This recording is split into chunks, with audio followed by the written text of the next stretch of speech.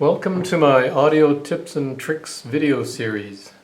In my opinion, the only things that improve with age are wine and cheese while listening to a Julie London record. This reissue of Julie Is Her Name, Volume 2, is by Analog Productions. It specifically states that the recording was made from the original master tapes, authorized and officially licensed by the record label. For the past few months, I've been listening to CDs via the internal DAC of my CD player and also through the DAC of my Bluesound Node 2i music streamer. I used a Toslink optical digital audio cable from the CD player to the Node 2i. The outputs of both devices then went to the preamplifier. To my ears, the sound was clearer and more detailed through the external DAC, and I assumed the DAC was the difference maker. When I directly connected the CD player and network streamer DAC to the power amplifier using the same RCA Interconnect cable, the difference disappeared. After some head scratching, I replaced the interconnect cable between the CD player and preamp. Now there was no difference in sound quality. The difference maker wasn't the DAC, but rather the interconnect cable. Had I not done this test, I would have bought a higher quality external DAC or a better CD player. Robert Harley, in his book The Complete Guide to High-End Audio, first edition, 1994, says, "Good cables merely allow the system's components to perform at their highest level. They won't make a poor system or bad component sound good. They can't actually affect an absolute improvement to the sound. The good ones merely do less harm." It was clear at least one of my interconnect cables was not letting my system sound as good as it could be. My first instinct was to clean the contacts of the suspect interconnect cable, a pair of 25-year-old straight wire Sonatas. When I tried to clean the point where the signal wire is soldered to the RCA center pin, the brittle wire strands started to break off, shorting the signal wire to the ground wire. Upon close-up inspection, there were only 4 strands connecting the signal wire to the RCA center pin. It's a wonder the cable had worked for so long on just 4 strands of wire. As Marie Kondo, the decluttering queen, would say, it's time to thank the cable for its past service and let it rest in peace. In 1994, Robert Harley suggested interconnect and speaker cables should cost between 5 and 15% of the cost of an audio system. If a system cost $10,000, the cable budget would range from $500 to $1,500. In 2022, a single pair of interconnect cables can exceed this budget. Inflation and R&D over the past 28 years are 2 factors that contribute to today's prices. Perhaps 10 to 20% of the cost of an audio system is a more realistic cable budget today. Note that not every interconnect cable needs to be of the same quality. Use your best interconnect cable between the preamp and power amp so all your source components can benefit. If you have an integrated amplifier, use your best cable between your most used source component and the amplifier. There are many factors that matter when selecting an interconnect cable, and I will go through each one of these in turn. Robert Harley says shorter interconnect cables sound better. He doesn't explain why, but Ohm's law might shed some light. In this example, I'm using a voltage of 2 volts, a cable that is 1 meter long with a resistance of 2 ohms, and a cable that's half a meter long with a resistance of 1 ohm. So using Ohm's law, cable A, the current would be 2 volts divided by 2 ohms, which is equal to 1 amp. And since power is equal to voltage times current, 2 watts is the capacity of cable A. Cable B, the current that can be supported is 2 amps. The power that can be supported is 4 watts. So a shorter cable has less resistance and can carry more electrical current and deliver more power. Interconnect cables typically include a metallic shield along its length to prevent airborne radio frequencies and electromagnetic fields from corrupting the audio signals being carried within its signal wires. A longer cable can act as an antenna, attracting unwanted RF and EMF. If your cables are too long, don't loop them, as I've done, as shown in this image. This might increase inductance in the cable, which in turn might affect frequency response. Electrical conductivity. Some metals are better electrical conductors than others. From this chart, you can see that silver is the best electrical conductor, followed closely by copper. Gold is third. Silver is 4% more conductive than copper and 36% more conductive than gold. The best interconnect cables use pure silver, silver-coated copper, or pure copper. High-quality RCA jacks are typically coated with gold or rhodium, as these metals are durable and do not oxidize when exposed to oxygen in the air. Ideally, RCA plugs and jacks should be made of the same material as the RCA plugs to avoid any metal-to-metal chemical reaction, but this doesn't seem to be the case in the real world. Wire gauge. Wire gauge is expressed as an AWG number, AWG standing for American wire gauge. The higher the AWG number, the thinner the cable. Most power cables range from 12 to 18 gauge. There's a Shunyata AC power cord, the Venom model, and it's a 12 gauge wire. Good interconnect and speaker cables use thinner wires, typically 19 to 21 gauge. Here's a stock RCA interconnect cable that probably came with one of my audio components. The wires are very thin. The signal wire actually has about 7 strands. The shield wire is considerably thicker with maybe 20 strands. And the gauge of the signal wire is probably at the low end of the scale, maybe 26 gauge. Electrical current has a tendency to travel along the surface of a conductor rather than through its core. This is called skin effect. Therefore, a thicker diameter wire will carry more current. Interconnect cables are typically comprised of bundles of thin wire strands. The more strands, the more surface area. To make copper wire, a copper billet is drawn into thin wires of various thicknesses. The refining process affects the purity of the copper. 6N refers to 6 nines, 2 nines to the left of the decimal point, and 4 nines to the right of the decimal point.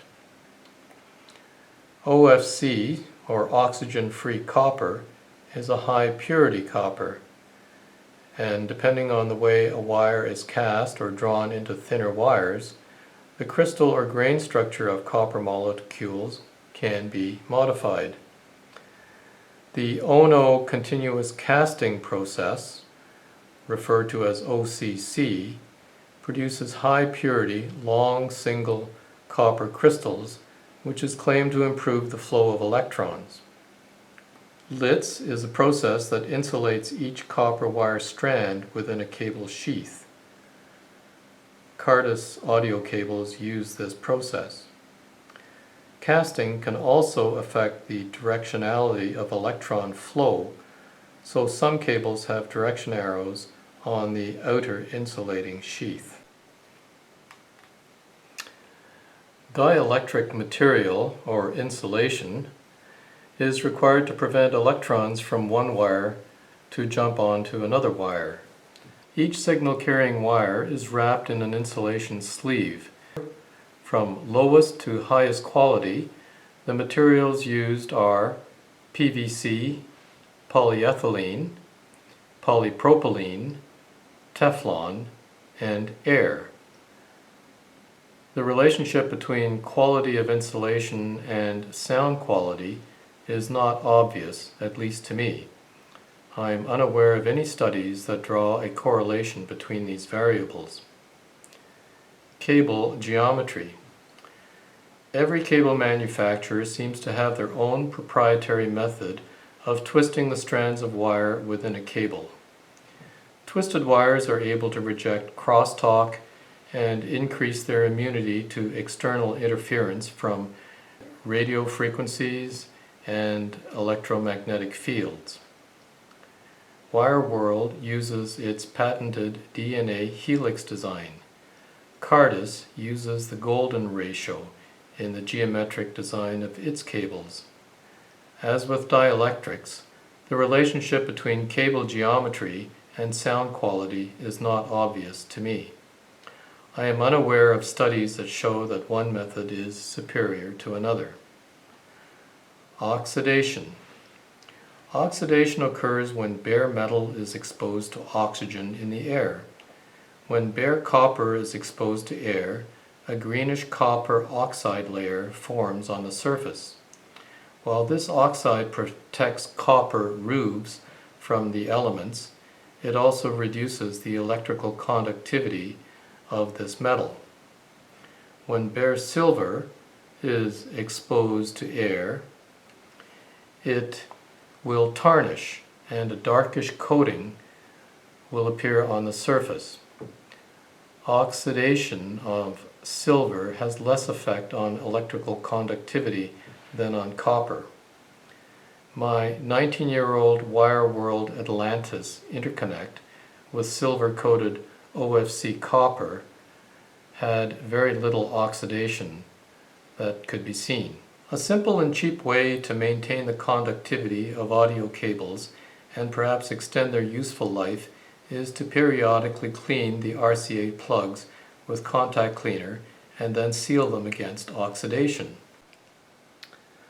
This is a spray can of deoxit contact cleaner and sealer. It's supposed to dissolve oxidation and corrosion, reduce intermittent connections, improves signal quality and data speeds, reduces wear and abrasion, actively displaces moisture and contaminants, and cleans, lubricates, and seals connections. And it can be used for audio, video, cameras, computers, batteries, USB cables, RCA jacks, and so forth. I recently discovered something called liquid electrical tape in the automotive section of my local hardware store. After removing the collars from the RCA plugs of my interconnect cables, I applied a small amount of this liquid to the signal wire where it attaches to the center pin of the RCA plug. This should help further retard oxidation. After considering all these factors, I decided I should look for a half-meter interconnect cable with OFC or OCC wire with at least 7N purity. Silver-coated wire would be a bonus. I wound up buying a Wire World Eclipse 8 interconnect cable. Let's do a feature comparison between the Wire World Oasis 7 audio interconnect cable and the Eclipse 8 audio interconnect cable. First, they both have the patented silver tube plug with the silicone ring for best connections.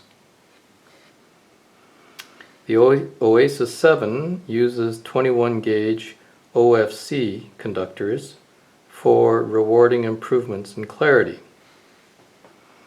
The Eclipse 8 uses 18 gauge OCC 7N copper conductors to provide the refined tone quality of the world's best copper. For insulation, the Oasis 7 uses the Composilex 2 insulation, which controls electrostatic energy. The Eclipse 8 uses Composilex 3 insulation to control electrostatic energy. The Oasis 7 uses the patented DNA helix design, actually a quad helix design. The Eclipse 8 uses the patented DNA helix design, and in this case it's also a quad helix. In terms of fidelity grade, the Oasis is one step above the bottom of the line Solstice and 2 steps below the Eclipse. And the Eclipse 8 is itself 2 steps below from the very top of the line. Well, actually, the top of the line is not gold, but platinum, which is not shown here. If you upgrade your audio system from time to time, more often than not, you will notice a minor sonic improvement. On a rare occasion, an upgrade will surprise you on the upside. You might find yourself listening to music for hours on end, marveling at the sonic improvement. Replacing the Oasis 7 with the Eclipse 8 between the preamp and power amp gave me the latter experience. To my ears, my audio system is already highly resolving, conjuring up 3-dimensional sonic images of voices and musical instruments in space. This upgrade added flesh and bones to the singers and musicians. The soundstage was slightly forward, as if I was sitting 5 rows from the front instead of 10. In some cases, the imagery felt uncomfortably close. Virtual reality can be a bit too real for comfort. Summary. What started out as a comparison of DACs for a CD player turned into a re-evaluation of my interconnect cables. I was surprised and amazed at what a pair of good RCA interconnect cables can do in improving the sound of an audio system. Interconnect cables are collectively an audio component, and a rather important one, as it turns out. Based on my experience, the answer to the title question is RCA interconnects do not improve with age. All copper wires will oxidize over time, reducing their electrical conductivity. OFC and OCC wires have fewer oxygen molecules trapped within them, thereby slowing the rate of oxidation. Silver-clad or pure silver wire has slightly higher electrical conductivity than copper, and oxidation apparently has less effect on conductivity. Silver interconnect cables may have a longer useful lifespan than OFC cables. If you plan to keep your interconnect cables for a long time, instead of upgrading them as you upgrade other components of your audio system, consider spending a bit more money to buy cables with higher purity OFC or OCC copper wire, with or without silver cladding. To compensate for the additional cost, consider arranging your audio components so that you can use half-meter lengths instead of the standard 1 meter. Also consider buying used cables on online marketplaces. I've had good experience using Canuck Audio Mart, buying from audio enthusiasts who were selling their older cables after upgrading. I hope you found some of the tips and tricks on this video helpful in improving the sound quality of your music system and enhancing your music listening experience. As mentioned at the beginning of this video, only wine and cheese improve with age. I'd like to show you this photo portrait that was created by my friend Wim Bigot, who passed away in 2012 from multiple sclerosis. He was a classical music lover and particularly enjoyed requiems. I will be making a donation in his memory. If you have enjoyed this video or other videos in my audio tips and tricks series, please consider making a donation to a charity of your choice. I make no revenues from these videos. YouTube inserts ads since the videos attract enough viewers to make it worth their while, but not enough to share with me. Happy listening.